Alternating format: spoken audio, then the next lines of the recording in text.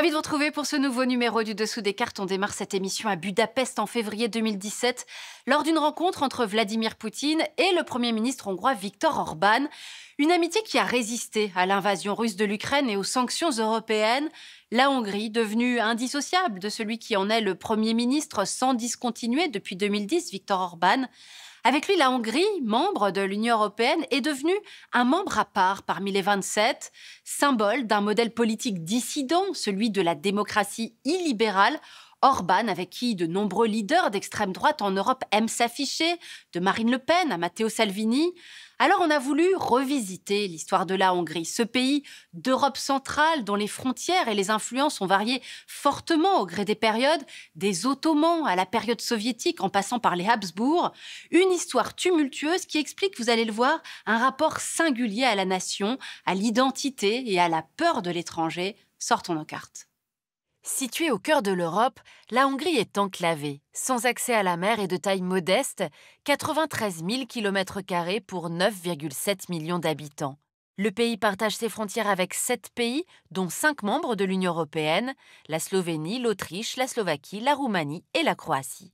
S'ajoutent 2 candidats à l'Union, l'Ukraine à l'est et la Serbie au sud. Entourée de montagnes, les Alpes à l'ouest et les Carpates au nord-est, près des 2 tiers du territoire sont constitués de vastes plaines. Une région que l'on appelle l'Alföld, la Grande Plaine, qui s'étire autour des 2 principaux fleuves, le Danube et la Tisza. Économiquement, l'ouest de la Hongrie regroupe les régions les plus dynamiques. Budapest, la capitale, avec près de 1,8 million d'habitants, concentre 1/5 de la population du pays.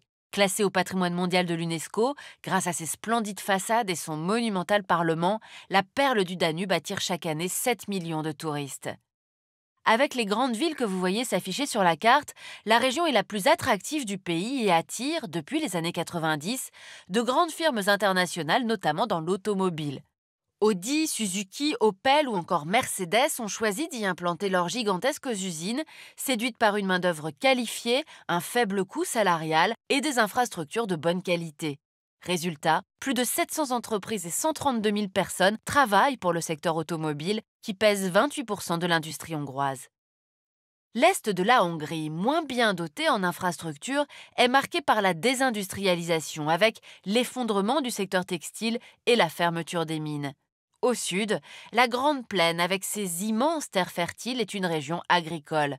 Elle concentre les principales cultures du pays, maïs, tournesol, fruits et légumes. La Hongrie est aussi connue pour son vin, notamment le célèbre liquoreux le Tokaj, cultivé dans le nord.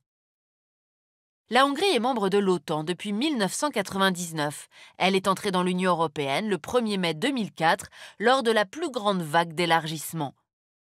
Le pays fait également partie de l'espace Schengen, mais a échoué à intégrer la zone euro en raison de son déficit budgétaire, d'une inflation et d'une dette publique trop élevée. La Hongrie, aujourd'hui État souverain, intégré dans l'Union européenne, on l'a vu, a connu une histoire tumultueuse, d'invasions et d'influences multiples, et c'est ce qu'on va voir maintenant. Vers l'an 1000, le royaume de Hongrie est fondé par les Magyars, des cavaliers nomades venus des régions de l'Oural. Leur roi, Étienne Ier, convertit ses sujets au christianisme.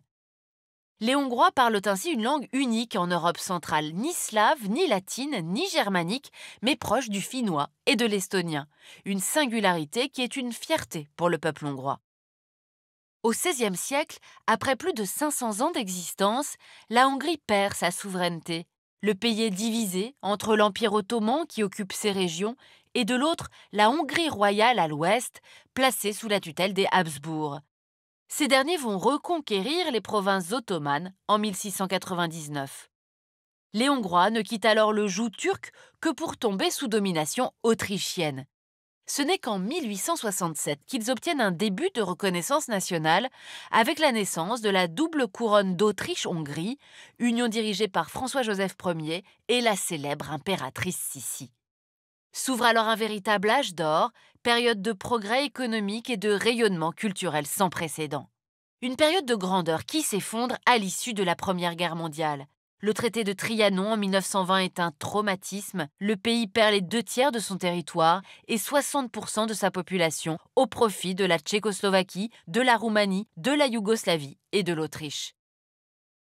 Un siècle plus tard, la Grande Hongrie reste un mythe instrumentalisé par Viktor Orban, qui à partir de 2010 a proposé la nationalité hongroise à quelques 2,5 millions de magyarophones vivant hors des frontières du pays. Mais revenons à la période de la Seconde Guerre mondiale. Dans les années 30, la Hongrie a fait le choix de l'Allemagne nazie avant d'en subir en 1944 l'occupation. 1945, la Hongrie tombe dans l'orbite soviétique. La République populaire de Hongrie, menée par Matyas Rákosi, est proclamée le 20 août 1949. Ce nouveau régime, sous la tutelle de Moscou, annonce des années de purge et de violence, comme lors du soulèvement de Budapest en 1956, réprimé dans le sang par l'armée rouge. En 1989, quand le pays se libère enfin du joug soviétique, il apparaît pourtant comme l'un des États post-communistes les plus susceptibles de réussir sa transition vers la démocratie libérale. Mais la Hongrie va finalement embrasser un autre modèle, l'illibéralisme. Voyons comment. 15 février 1991, la jeune démocratie hongroise impulse une nouvelle dynamique parmi les pays de l'ex-bloc soviétique, créant avec la Pologne et la Tchécoslovaquie le groupe dit de Visegrad. Objectif, faciliter leur intégration au sein de l'Union européenne. Ces pays espèrent alors que Bruxelles leur apportera la prospérité. De fait, l'aide économique européenne suite à leur adhésion en 2004 est majeure. La Hongrie a ainsi touché 25 milliards d'euros de fonds structurels pour la période 2014 à 2020, ce qui la place en 3e position des pays bénéficiaires après la Pologne et la Roumanie. Mais cette transition du modèle économique soviétique vers le système libéral sous perfusion bruxelloise ne va pas de soi, entraînant bouleversements et troubles identitaires. Un trouble auquel va répondre précisément un certain Viktor Orban. Celui qui, dans sa jeunesse, militait pour le départ des communistes et en faveur du projet européen, va évoluer progressivement vers un nationalisme populiste qui va séduire la Hongrie de ce début du XXIe siècle. Le cofondateur du parti Fidesz se veut le chantre d'une démocratie dite illibérale qui respecte le suffrage populaire mais bafoue l'état de droit. Liberté de la presse et d'association empêchée, justice mise sous tutelle, loi homophobe, corruption, xénophobie. Orban va exploiter notamment la crise migratoire liée à la guerre en Syrie. La Hongrie est en première ligne sur la route des Balkans. Orban crée la polémique en lançant en 2015 la construction d'un mur le long de la frontière avec la Serbie. Une crise qui souligne une fracture européenne entre l'Ouest et l'Est, avec un front commun, la résurgence du groupe de Visegrad. On y retrouve notamment le Parti national conservateur Droit et Justice de Jarosław Kaczyński, arrivé au pouvoir en Pologne en 2015, et le Fidesz de Viktor Orban en Hongrie. Leur leitmotiv, la défense de leur souveraineté face à une Europe à leurs yeux trop libérale, trop interventionniste et trop multiculturelle. Mais cette alliance idéologique va pourtant finir par se fissurer en raison de la guerre en Ukraine, notamment entre Budapest et Varsovie. La Hongrie s'oppose aux livraisons d'armes à l'Ukraine et refuse l'embargo européen sur le pétrole russe. A l'inverse, pour des raisons historiques et géographiques, la Pologne, aux portes de la guerre, devient tête de pont du soutien otanien et européen à l'Ukraine, jouant un rôle décisif dans les livraisons d'armes à Kiev. Orban, lui, a depuis longtemps fait le choix de Vladimir Poutine, on l'a dit. Ainsi, la Hongrie a été le premier pays de l'Union européenne à utiliser le vaccin russe Sputnik V contre le Covid, avant même l'autorisation de l'Agence européenne du médicament. Au cœur de cette amitié russo-hongroise, une connivence politique et des intérêts économiques bien compris, notamment dans le domaine de l'énergie. En Hongrie, 80% du gaz et 65% du pétrole proviennent de Russie et un contrat faramineux avec le consortium russe Rosatom a été signé en vue de l'agrandissement de la centrale nucléaire hongroise PAX. À contre-courant des pays de l'Union, Viktor Orban a été jusqu'à annoncer son intention d'acheter 700 millions de mètres cubes de gaz supplémentaires à la Russie. Du gaz importé par le gazoduc qui contourne l'Ukraine et passe par la Bulgarie et la Serbie. Atteinte à l'état de droit, soutien au Kremlin, Viktor Orban est aujourd'hui isolé au sein de l'Union européenne, seul État des 27 à attendre le feu vert de la Commission européenne pour percevoir les subventions du plan de relance post-Covid. Quelques 15 milliards d'euros d'aides européennes dont Viktor Orban a besoin pour financer sa politique. Dans sa contestation des valeurs européennes, le trublion hongrois a décidé de s'ouvrir toujours plus à l'Est. Outre la Russie, la Chine est aussi désormais un partenaire de prédilection. Preuve de ce rapprochement, la participation de la Hongrie aux nouvelles routes de la soie, qui prévoit une ligne de chemin de fer à grande vitesse entre Budapest et Belgrade, mais aussi, plus controversée, la construction d'un gigantesque campus universitaire chinois à Budapest, perçu comme un nouveau relais d'influence pour la Chine en Europe.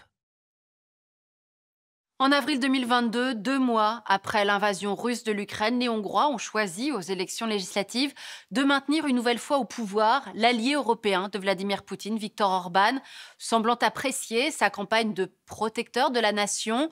Le Premier ministre, en effet, s'est présenté en tenue presque militaire sur certaines de ses photos de campagne, avec un positionnement hybride.